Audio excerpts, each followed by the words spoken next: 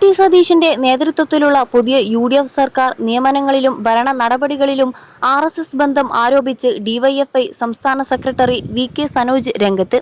മുഖ്യമന്ത്രിയുടെ പ്രസ് മീറ്റുകളിൽ പൂക്കി ടൈപ്പ് വർത്തമാനങ്ങൾ മാത്രമാണുള്ളതെന്നും നിയമനങ്ങളിൽ സ്വന്തക്കാരെ കുത്തിനിറക്കുന്ന എംപോക്കിത്തരമാണ് നടക്കുന്നതെന്നും അദ്ദേഹം കുറ്റപ്പെടുത്തി. ആർ.എസ്.എസ് യു.ഡി.എഫ് ഡീലിന്റെ ഭാഗമായാണ് ഉന്നത വിദ്യാഭ്യാസ സെക്രട്ടറിയായി ബി. അശോകിനെ നിയമിച്ചതെന്ന് സനോജ് ആരോപിച്ചു.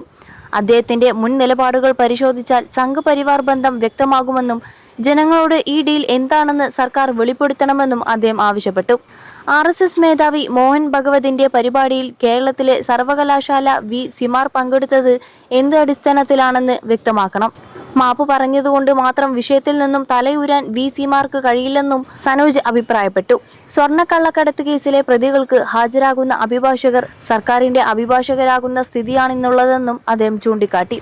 യു.ഡി.എഫ് ആർ.എസ്.എസുമായി നടത്തുന്ന ഇത്തരം രഹസ്യധാരണകൾ ഓരോ ദിവസവും പുറത്തു വന്നുകൊണ്ടിരിക്കുകയാണെന്നും ഡിവൈഎഫ്ഐ സംസ്ഥാന സെക്രട്ടറി അഭിപ്രായപ്പെട്ടു.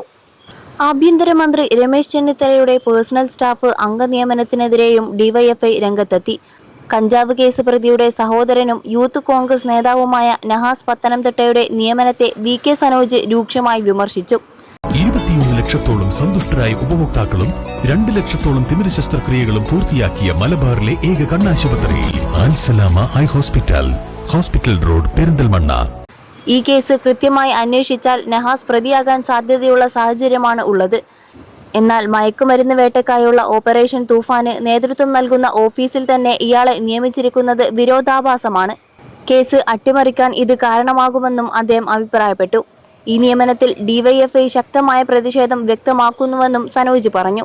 സൗജന്യയാത്ര അനുവദിച്ചിരുന്ന ഓർഡിനറി ബസ്സുകളെ സിറ്റി ഫാസ്റ്റ് ബസ്സുകളാക്കി മാറ്റി യാത്രക്കാരെ സർക്കാർ വഞ്ചിക്കുകയാണെന്നും ഡിവൈഎഫ്ഐ സംസ്ഥാന സെക്രട്ടറി കുറ്റപ്പെടുത്തി.